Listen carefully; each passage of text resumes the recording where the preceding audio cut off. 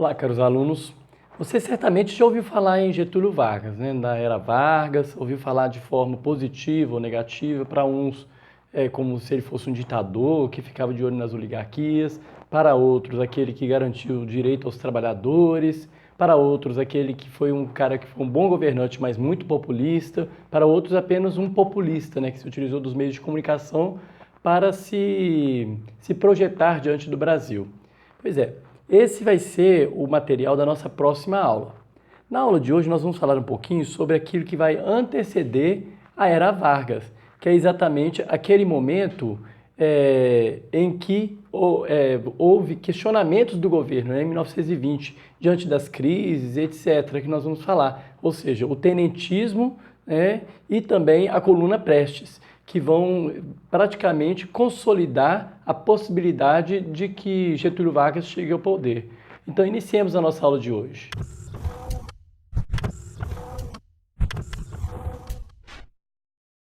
Pois bem, na aula anterior a gente falava sobre fascismo, né? A gente falava sobre as características do fascismo e eu citava entre os fascismos da Itália. Olha, nos anos de 1920, enquanto esse fascismo ganhava espaço lá na Itália, no Brasil, as oligarquias elas continuavam fazendo uso da corrupção, da violência, tanto para chegar ao governo como para se conservar nele, né, no poder. Essa situação ela vai acabar contribuindo para gerar revoltas no campo, na cidade e uma grande insatisfação social. Então, nesse contexto, um grupo de militares liberou um movimento que expressou descontentamento com o tratamento que as oligarquias davam às forças armadas. O movimento acabou ficando conhecido como tenentismo. Então, o que foi o tenentismo? O tenentismo ele foi um movimento social de caráter político-militar que ocorreu no Brasil nas décadas de 1920 e 1930, né, que é um período conhecido como República das Oligarquias. E ele vai contar principalmente com a participação de jovens tenentes do Exército, por isso o nome tenentismo. Esse movimento ele vai contestar a ação política e social dos governos representantes das oligarquias cafeeiras, ou seja, a gente falava um pouquinho sobre o coronelismo, então exatamente aqueles oligarcas cafeeiros, né, que vão compor esse quadro. Embora tivesse uma posição conservadora e autoritária, os tenentes eles defendiam reformas políticas e sociais. Eles queriam a moralidade política do país, combatiam a corrupção e assim por diante. Então, o que eles defendiam? O fim do voto de cabresto, né, que era o sistema de votação baseado em uma violência e fraudes que só beneficiava os coronéis. Eles queriam uma reforma do sistema educacional público no país, né? Então, a princípio, mudanças bastante positivas, né? Mudança no sistema de voto aberto para o voto secreto, exatamente para impedir que as pessoas sejam manipuladas, né? Mas qual que vai ser o estopim da primeira revolta tenentista? Olha, esse alavanque, né, dessa primeira revolta, ela vai ser a publicação de um jornal carioca de cartas atribuídas a Arthur Bernardes, candidato do governo na presidência da República nas eleições de 1922. Essas cartas, elas ofendiam os militares, dizendo que eles eram venais, né, chamavam o presidente do clube militar, o Marechal Hermes da Fonseca, de um sargentão sem compostura. As cartas, como se provou mais tarde, eram falsas, ou seja, alguém fez aquilo de propósito, né? Mas acabaram fazendo o efeito delas, elas provocaram a indignação dos militares e de parte da opinião pública.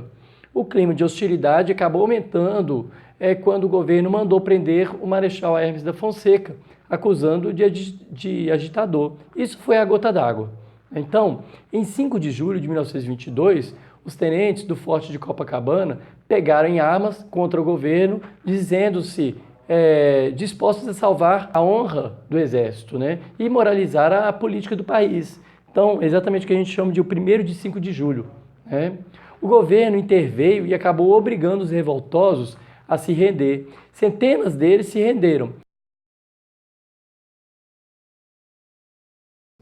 2 anos depois, explodiu outro levante, o 2º 5 de julho. Dessa vez foi em São Paulo. Esse levante, ao contrário do primeiro, ele tinha objetivos bem definidos.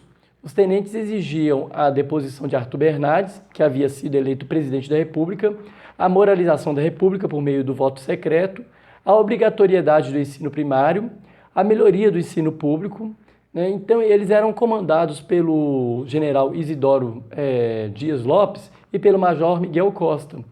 E eles tentaram conquistar a cidade de São Paulo. Quase ao mesmo tempo, explodiram outros levantes tenentistas no Mato Grosso, Sergipe, Amazonas, Pará e Rio Grande do Sul. Com forças mais numerosas e com apoio ainda da aviação militar, o governo acabou vencendo os tenentes. Porém, eles não vão desistir. Cerca de 1.000 soldados formaram a chamada Coluna Paulista e deixaram São Paulo em direção à Foz do Iguaçu, no Paraná. Os rebeldes gaúchos também decidiram continuar lutando. Comandados pelo capitão Luiz Carlos Prestes, eles formaram a Coluna Gaúcha e marcharam até Foz do Iguaçu a fim de unir-se aos paulistas. Da junção da Coluna Paulista e da Gaúcha, nasceu a Coluna Prestes, sob a liderança de Luiz Carlos Prestes. Ideologicamente falando, os princípios defendidos pelos membros da Coluna Prestes alinhavam-se com os ideais tenentistas. Os membros da Coluna Prestes, eles exigiam o voto secreto, a reforma do ensino público, a obrigatoriedade do ensino primário e a moralização da política. Eles denunciavam também as miseráveis condições de vida, a exploração dos setores mais pobres.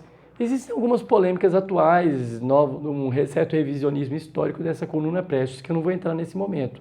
Mas se alguém quiser pesquisar aí, existe na internet algumas versões dessa que não colocam de forma tão positiva assim, né?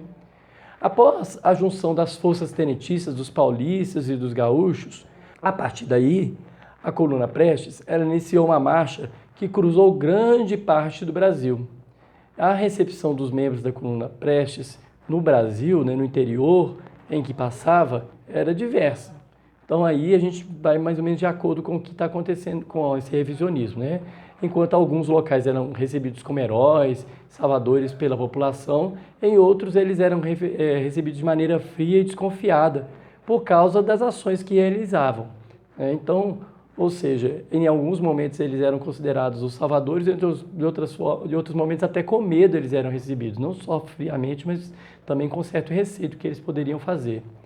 Ao todo, a coluna cruzou territórios que correspondem a diferentes estados brasileiros: Mato Grosso do Sul, Goiás, Tocantins, Piauí, Bahia, Pernambuco, né? E a estratégia dos membros da Coluna Prestes era evitar confrontos abertos contra as tropas governamentais, sobretudo quando as forças inimigas eram consideravelmente grandes. Então eles eram espertos, nós vamos ter uma estratégia aqui, a gente não vai ficar combatendo para sair morrendo à toa, né?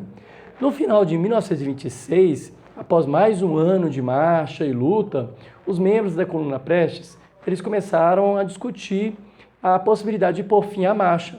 Primeiro porque o governo de Arthur Bernardes estava encerrando-se, né? E, além disso, a coluna havia falhado na tentativa de criar um projeto político de tomada de poder. Eles não conseguiram isso, né? Isso a luta não havia mobilizado a população como eles esperavam, né? Acabou, como eu disse, né, que a população, parte da população ficou contra a Coluna Prestes.